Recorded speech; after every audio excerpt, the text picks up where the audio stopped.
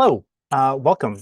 Thank you for joining us for what is sure to be a fascinating and interesting conversation with two very talented artists who are currently on display in the exhibition Diaries More Than Words on at the Meek Arts Center. We have Dana Justine Belcourt and Victoria Klassen here with us, and we'll get to know them in just a few moments. Again, thank you all for joining us. I'm Stephen Snyder. I am the Gallery and Communications Manager for the West Vancouver Community Arts Council, and we are thrilled to present this exhibition and present this talk with our two artists, and very happy to continue to work with the Meek Arts Center to program artwork in their lobbies. Uh, and the Meek, which you can see kind of behind me. It's a photo of the current exhibit. Is in what is known as West Vancouver currently, but is the unceded and traditional territories of the Squamish Nation. And the West Van Arts Council recognizes how much of a privilege it is to be on those beautiful lands that our host nations have stewarded since time immemorial, and what a privilege it is to be able to engage in all kinds of arts and cultural activities, with and alongside our neighbors. So, Diaries, More Than Words, is an exhibit featuring our two artists, as we mentioned, and they have both taken very different approaches to their art making, different inspirations, but in essence, they're exploring uh, themes and ideas of identity and self and uh, places, people, things, experiences, and trying to put them all into one space, kind of like a diary where we record our thoughts, our feelings, but they're doing it in a visual way, and it's pretty fascinating to see what they do and hear what they have to say. If you have any questions or comments for our artists, you can drop those in the chat, and we'll get to those a little bit later. Um, so this exhibition actually opened on March the 4th and runs until April 13th up at the Kimmie. So if you have a chance, please go check it out. Now, let's get on to the important stuff. We're going to meet our artists. They're going to tell you a little bit about themselves. Let's start with who's beside me. Dana, let's start with Dana. If you could please tell us all a bit about you. Hi. I just want to first say thank you for being able to exhibit in this space. The Meek is a really great space, and I feel very welcomed by the community. My name's Dana Belcourt, and I'm a Korean Métis artist from Amiskwaciwâskahikan, which is a really fancy word, which means Edmonton, which is where I grew up. And I completed 2 years of university there, and I finished into a bachelor's at Emily Carr and graduated 2 years ago now in May 2023. And my practice is mainly involves painting. The paintings are what's on display now, but I also do video, writing, collage style art, and a whole bunch of other things. I like play guitar, so you can see behind me. But I do many things, but the pieces that are on display right now are paintings, and they're like Stephen said, diaristic sort of moments that I've captured. Excellent. Thank you, Dana. Victoria, could you please tell us a bit about you? Hi there. Yeah, thank you, Stephen, for organizing this and allowing this platform so we can talk about our work. My name is Victoria Klassen. I'm an abstract painter based in Vancouver. I have an art studio in East Vancouver, and I grew up here on the West Coast. I've always been an artist. Art has always been a part of my life since childhood, all through high school. Even like after high school, I went to Emily Carr College of Art and Design when it was on Granville Island. That was many years ago now. And after Emily Carr, I went to, at Emily Carr, I studied photography. So I was there for a couple of years. And then 10 years later, I went back to art school. I went to Langara College and focused on sculpture and painting. The sculpture was metalwork, so I learned how to weld, and I loved that a lot. But painting is the one that really stuck with me. And so I've been painting pretty consistently in the last 12, 15 years or so. And if I have a studio, then I'm painting. So I've had a studio for that length of time pretty consistently. And yeah, my work is typically inspired by nature. The work that I have here at the Meek Arts Center is actually inspired by a different source. So I'll talk more about that when the time comes. Thank you. Thank you both for sharing a bit about yourselves. It's interesting to find out, one, you both went to Emily Carr. Two, that you're both multidisciplinary artists, right? You're both working in so many different kinds of media. Maybe I'll just get into a little question about that. Why try so many different things? You know, it's just out of curiosity, or just you just get restless with a certain type of form. I think for me, at least what I've experienced is it's kind of a mix of things. So it's the restlessness with one medium and getting tired of one. So you're like, oh, I'm not gonna do that anymore. I'm gonna like do something else. That's definitely part of it. But I also think that part of it is sometimes there's a better medium to tell the story that you want to tell. A lot of my video pieces are also narrated over with poetry. So then you get whatever visual imagery I'm capturing on the video, as well as the overlay of the spoken word at the same time. Sometimes that's a better medium to explore my poetry and the narratives that I want to explore that way. And then sometimes it's just a bunch of really stark, sparse imagery that's collected together in a painting. So for me, I think it's the kind of whatever story you want to tell and how you want to tell it translates over to the whatever medium to use. I love that explanation of, using different media to tell different stories, depending on the story you want to tell. I love that. Yeah, for me, I just want to explore everything. There's lots of other things I'm doing as well, like or that I've started to do, but I just have so many hours in the day, and I have to set that aside. Like weaving, it fascinates me, and I'm trying to figure out how can I incorporate that, because I'm really inspired by nature and raw elements and things like that. So, how can I incorporate that into my next body of work?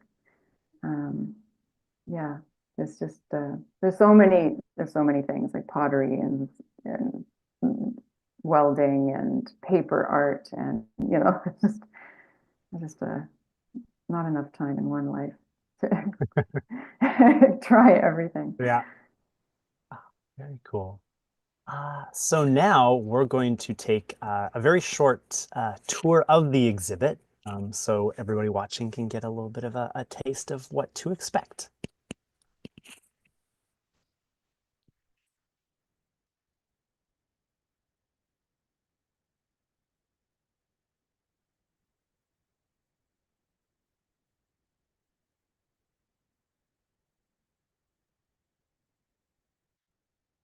So when you come into the Meek, on the Grosvenor Theatre, which is sort of the larger theater, that was what welcomes you, this great display.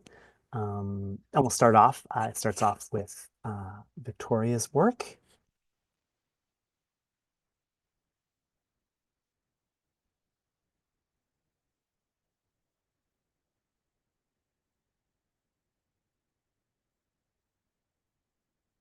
And then we move on to some work from Dana. And there's bios on each artist. So when you go visit, you can read a bit more uh, and learn about what they have to say about the pieces on display.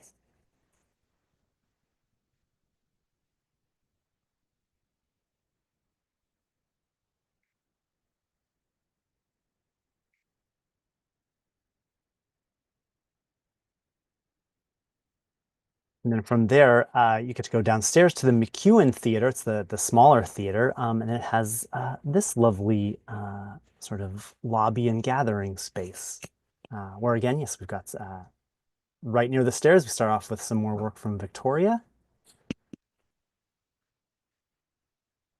It's really interesting, having the two of you paired together, because uh, sort of some of the themes you're tackling are similar, but what you're doing with your approaches are completely different. And it's really fascinating to see that contrast. And talking with you about your explorations and your experimentations with different art forms, um, you can kind of get a sense for that sort of sense of exploration uh, and I don't know if daring is the right word, but in the work that you can see on the screen right now, there are so many layers and levels, and you're both trying all of these different new things in every piece. It's pretty exciting to see and makes sense given the backgrounds that you've talked about so far. Yeah, and we move on to the rest of to the rest of Dana's work.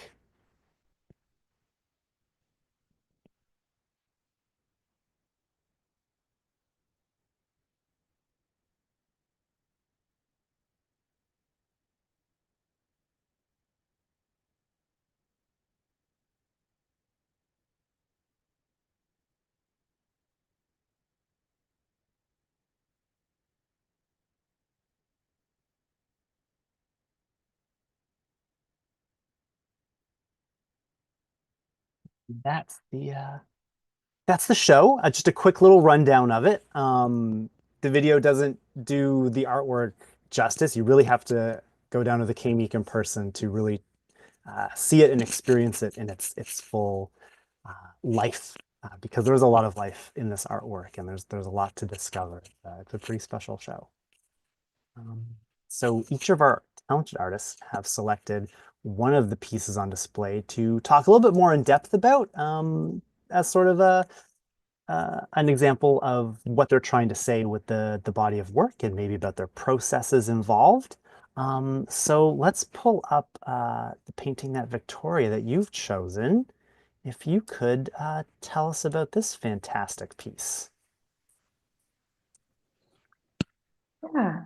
So this piece is titled Chapter Suite, and it is one of a series in my Radio Days series. And the series is inspired by these papers that I found amongst some old photographs at my mom's house. So I was rummaging through all these old photos and came across these neatly folded papers, actually on the backs of McDonald's placemats. So the papers were full of all these notes and drawings, and it turns out my great uncle, so my mom's uncle Clary, had made all these notes and drawings about radio programs that he's listened to on shortwave radio from around the world. So he'd make notes about the programs themselves and the countries that they were hosted from, um, random notes about life and things that were going on in his life, even reminders of things to do around the house. And then there's a lot of drawings as well. So a lot of uh, desert scenes. There's a desert scene with an igloo in it. Just weird, kind of quirky drawings and notes about things. He'd make a lot of comments about loud and clear, so that the radio show was coming in loud and clear. So he'd make that comment quite frequently throughout. The very first piece I painted for this series, it's a triptych. It's titled Loud and Clear. Um, so yeah, so I came across all these papers, and my uncle had lived a very isolated life. So when I found these papers, it was just really fascinating. I didn't know that he had done all this work, and I didn't know that he could draw, and that he was interested in radio even. So I knew that I wanted to do something with them. They were like a very rich diary of his experience with radio programs, but also his things, just small little things that were going on in his life. And I wanted to give voice to his experience. And so what I thought about doing is photocopying them and then using them as collage papers to incorporate them into my work. So to kind of give voice to his work, blended into mine, layered into the paint layers. And so as I worked on this series, I noticed themes were developing. And one of them was this idea of cursive writing. So all his notes were written in cursive, which we don't really do anymore. Like, unless you're over a certain age, you're not really writing cursively. You maybe print, but everything is typed. Even our signatures are not even written sometimes, and they're digitally produced. So just that idea of cursive writing. So I, on each piece, I would do like a very gestural sort of mark making, nonsensical cursive writing on each piece as an homage to the lost art of cursive writing. And then the other important theme that presented itself is communication and connection. So he's, living this quite an isolated life, and he's reaching out to the rest of the world, basically, through radio. So he's learning about all these different things around the world. It's kind of like the internet of the day. So these papers aren't that old. They're from the early 80s, so pre-internet, but it feels like it's kind of the internet of the day, using the radio for that purpose, to kind of feel more connected to others, people around the world. So I kind of feel like this is, with his writings and pictures incorporated into my work, is kind of like a co-communication or a co-creation. And yeah, I feel like the layers of collage, or the collage kind of blended in with the layers of paint, kind of are reflected also in this narrative of isolation and vulnerability. So you've got this like energetic paint applied, and this kind of the collage papers are a little bit more subtle, and they're kind of peeking through, kind of like in that vulnerable sort of feeling, a little bit isolated. So yeah, as I worked on it, I felt like there was more and more themes and narratives kind of revealing themselves as I went through. And all the titles of the paintings are actually from words that he's written.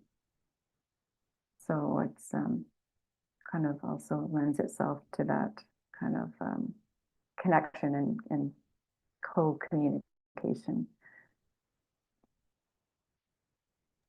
Yeah. One Awesome. other, yeah, sorry, one other thing I can add is that it was my intent with this is to keep the work very free and expressive and gestural. That was really challenging because the collage papers, I needed them for them to be shown. I needed them to be seen. And so when you're working very loosely and with a lot of freedom and expression, everything gets covered up. So there's lots of layers, because everything would get covered up, and I have to apply more collage, which was part of the intention as well. But working on that sense of like freedom and looseness while maintaining a sense of composition with the freedom of paint was probably the biggest challenge with this series. Thank you so much for sharing all of that, Victoria. Interesting. Earlier, you had said that nature is a big source of inspiration. A lot of your work is kind of influenced by that. But here you're taking in part a subject, like a human subject, and then your connection with the work and with them. Uh, how did you find that process, making a shift towards in subjects like this? Was it easy for you? Yeah, it's definitely a departure from my usual source of inspiration. It was easy, actually, and quite exciting to know that I had more than one source of inspiration. Um, and not that, not that I wanted to limit myself to just one source, but yeah, just it wasn't difficult. It wasn't a difficult process. And what was difficult was the actual like mechanics Ah, of allowing the collage papers to show through while still maintaining, a sense of composition and excitement in the piece. And yeah. you definitely in these pieces there's a distinct visual language happening. Like you mentioned, there's the parts with the cursive, and you have certain other types of brush strokes and scratches and mark making that you've done. Uh, how did that mostly come from the notes that you found, or what was the process in developing this visual language that you're using? Yeah, I think it's a combination. I think I tend to use those sorts of mark making in my work anyway. But I think the marks that he was using, and he used a lot of symbols and things as well in his work that probably worked its way into my work as well.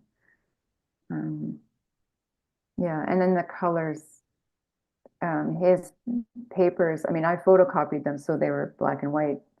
I didn't use color copies. But his original pieces were all very colorful. They were all done very elaborately with pencil crayon and, very kind of fancy typography and little symbols and everything. They're very, very rich, like a very, very cool visual like diary. Cool. And yeah, these pieces are also very colorful Yeah, yeah. and really I think joyful colors. It's you mentioned, uh your great uncle had a bit of an isolated life, and this series is all about connection and communication. And I think your color choices are very exuberant and full of life and inviting for folks to come in. Yeah, I like that word inviting because he was very isolated. And I felt like, I mean, he's a very kind-hearted person, but I always felt like he was a bit vulnerable. So I think having these bright, exuberant colors is like an invitation for anyone, struggling with isolation. Thank you so much for sharing. And next up, we're going to see the painting that Dana has chosen. So, Dana, could you please tell us about this piece? For sure. First, I just want to say thank you, Victoria, for sharing about your piece. A lot of really like poignant thoughts. I think the idea of cursive like definitely comes through majorly, and it's yeah, really beautiful work. Um, my piece is called Awaskiwe Miss You, which is Cree for go away, go home, miss you. And Awaskiwe is what's written in this syllabics here that we see on this sign. And I chose this piece because it was one of the first pieces I made that was going towards and in the style that I'm currently practicing in, and a part of my current practice. I think this piece was really formative and really kind of brought out the elements of what I do now. When I was at Emily Carr, I started actually with acrylic paint, and I had this professor, Elizabeth McIntosh, and I really, really wanted to be in her class. And I finally got in her class, and she encouraged all of us to do oil painting, which I really didn't want to do. But she was like, you should just try it and see. And then I was like, oh, okay, I guess I'll try it and see. And then I ended up really liking it quite a bit. And this was the first piece I made that I was really quite proud of. That was an oil painting. We had a few separate projects that were also oil based, but this piece I feel like I was really kind of understanding how the medium was supposed to be used. And this piece was made by going for walks in my neighborhood and seeing what there was to see, and then going back to the studio. At the time I was a student, so this was kind of near Emily Carr, and painting what it was that I saw on the whatever it was that I captured on that day. So that was a sign for the airport, a big sign, some crows. Someone had graffitied this "Miss You" tag onto this one of the arrows and fences, and it was just the things that I saw. And I came back to the studio and I was like, what am I gonna paint? And I was like, I don't know, I guess I'll paint what it was that I just looked at outside. And I did that, and this shadow figure in the middle, it's a bit of a self-portrait because it was a very rare sunny day in Vancouver. And I had taken a picture of my shadow against the wall. And I so that it's a kind of a bit of a self-portrait in a way that's a bit more subtle. But the piece is made by this kind of meditative practice of going for a walk and collecting the imagery, and then going back and kind of sifting through the imagery that I saw and thinking, oh, well, I saw that, like there was a fence that was kind of had a big hole torn through it. That was kind of cool. Maybe I'll put that in a painting. Or I saw some street signs in graffiti. And this was the first piece I made that really kind of captured that, which is a really, really big part of my practice now. Before this was a painting, I actually had a everyday, it's actually here. This isn't the one I was using at the time, but I have a everyday sketchbook practice. So every single day you draw something. I try and draw from observation. And then that kind of informed this painting practice. And I was like, well, I guess I'll just do that, because I didn't really have any ideas at the time of what I was gonna do, because I was an art student. I had to make like 20 paintings a week or something. Bit of an exaggeration, but so this is one of the pieces that I'm quite proud of. So that's why I've chosen it. It's also quite large piece. This is a 40 by 50-inch piece. So I think it is the largest in the show. I'm pretty sure it is. Yeah. But that's my piece. OSQA, miss you. Thank you so much for sharing that, Dana. Again, the title then would you care to explain uh, uh, who's going away, who's going home, who's being missed? Yeah, I think this was at a time where I really missed home. I was in my final year of university, so I really missed my, like, I specifically missed like my brother. I was thinking of him. I think of him a lot. And I think he inspires a lot of my art making and my practice, and us does like lots of my family. So when I was thinking of go away, go home, I was thinking that I wanted to go and visit my hometown in Edmonton, and the people that I missed there. Totally relatable. An interesting thing about not only this piece, but a lot of the other pieces in the show is, uh, as you said, it's kind of these little fragments of, memories, things you saw during the day. I'm just curious as to why you choose to reveal some parts and not others. Like, for instance, it's not the entire fence. In another painting, there's a goose, and it's not the full goose isn't there, or like full hands. It's just a part of a hand. What's your reasoning behind that sort of a thing? What to show and what not to show? I think it's a kind of a practice in being sort of secretive. It's kind of enigmatic and interesting to like have these pieces that are like almost there but not quite there. It's like someone's trying to tell you something but is kind of pulling back. I'm really inspired by an artist. Her name is Brenda Draney. She's also an Indigenous artist from the prairies like me, and her compositions are often extremely sparse in detail. And I always found that so incredibly interesting. And I think it kind of plays into the idea of memory that's very present in my works. Sometimes when you're trying to remember something, you can remember kind of parts of it, but not the entire thing. So by just representing a little bit of it, I feel it kind of gives the sentiment that you're trying to picture something or you're trying to remember something, but and it's mostly there and you get the idea of it, but not quite the exact essence of what it was actually like when you were experiencing it at the time.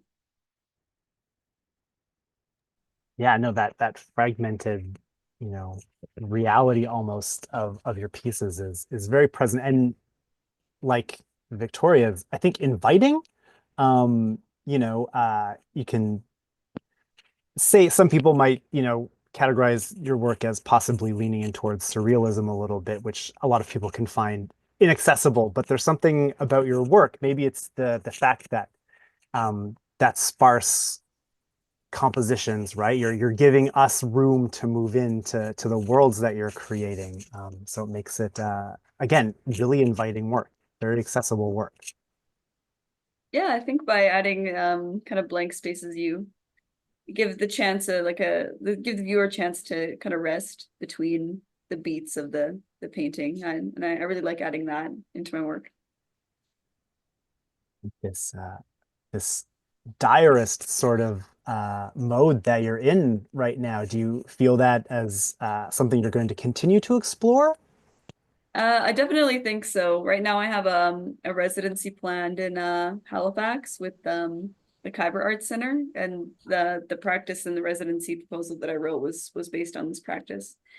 So for now I definitely see myself continuing in the practice and the modes that I've been creating in. That's awesome. Uh, do you find it difficult at all to kind of, because this is fairly personal work, do you find that difficult, or is it pretty easy for you to just get out what you're thinking, what you've experienced? Sometimes I feel like it can go both ways. Sometimes I have really like personal art piece or like there's personal meanings or messages that are in it. I find what makes it easy is that they're kind of obscured and that they're kind of embedded within the painting. And it kind of makes it nice. It's kind of like if you know, you know, and people who are close to me kind of know what the painting's about and what it's talking about. Well, other viewers are kind of on the outside of that. And I think that definitely makes it easier to share. Well, thank you so much for sharing about that piece. And thank you both for talking so openly and so freely about your work and how you make it and what inspires you. Uh, yeah, so this idea of uh, kind of cataloging um, life experiences is, not new for the art world. But I think it's an interesting thing to propose to the public to show uh, what you're doing. I'm just curious as to if either of you have had any experience uh, with with the public and your pieces, and how do they get it? Kind of, because as you said, these are very sort of emotional, very cerebral, sometimes very personal works. And when you think of, a diary, I don't think most people might think of the kind of work that you're presenting here. Yeah, I've shown my pieces, because I've been working on this series for the past 2 years or so.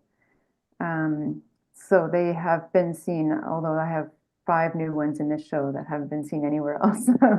But yeah, it's been really well received, and people really resonate with that idea of old papers and things that they've found. And everyone has told their own story about papers that they've found in their home, like their father or their grandfather's papers and notes and things like that. And they just are so like impressed with like something that, like they all want to know like what do I do with these things, right? Like what do I like you want to be able to honor them somehow. Mhm.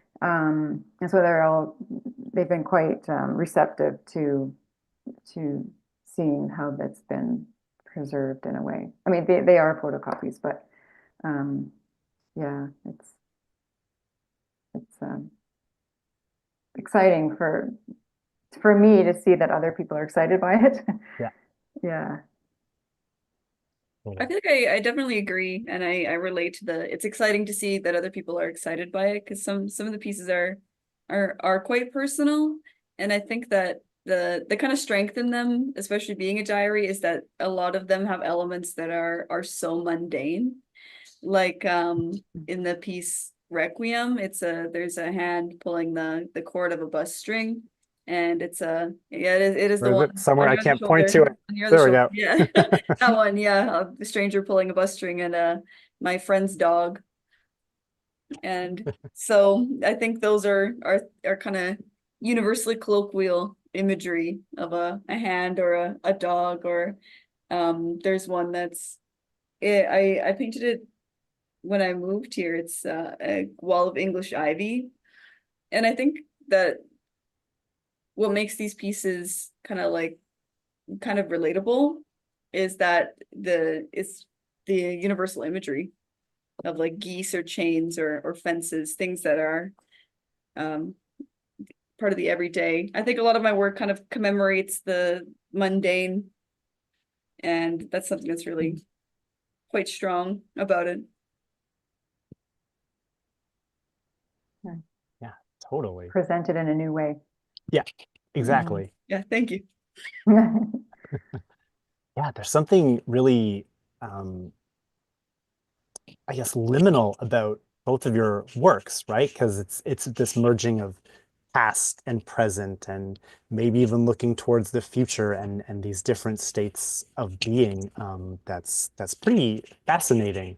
As a viewer, as when I got to see all your artwork and unwrap it and spend, a whole day with it, putting it up, um, it really takes you into into this space where almost anything is possible, really, which is, really, really enjoyable to get to experience that at times.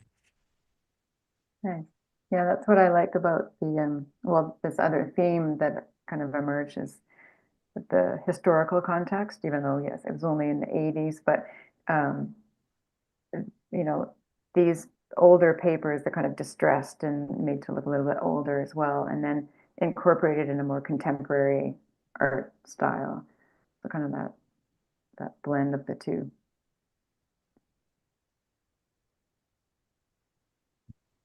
It's a fascinating exhibition. I think there's a lot to glean from the artwork. There's a lot you can kind of sort of imagine what the artist has to say or what they were trying to say, but there's also so much room for reflection, I think, upon the viewer, to really kind of put themselves into these stories or what they might remind them of things that they may have encountered or experienced. Well, I think that's all we've got time for. It's been fantastic chatting here with Dana Belcourt and Victoria Klassen. And it's been wonderful having you folks watch this. If you're watching this before April the 13th, please go check out Diaries More Than Words at the Meek Arts Center at 1700 Mathers Avenue in West Vancouver. It's a stunning exhibition. And if you want to know more about these two great artists and more about the Arts Council and the KMEEK, in the description of this video, there are links to websites, social media, YouTube channels, all that stuff. So you can stay up to date and see what these really interesting and talented artists are up to. So thank you, Dana and Victoria, for sharing your artwork and sharing your insights with us in this conversation. Really appreciate it. Thank you very much. Thank you. Thank you for having me and having us to talk and in the space. Yeah, much appreciated. Thank you all for watching, and please make sure you go see Diaries More Than Words featuring Dana Belcourt and Victoria Klassen on at the KMEEK until April 13th. Until we have our next exhibition art talk, stay creative and stay inspired. Thanks so much. Bye.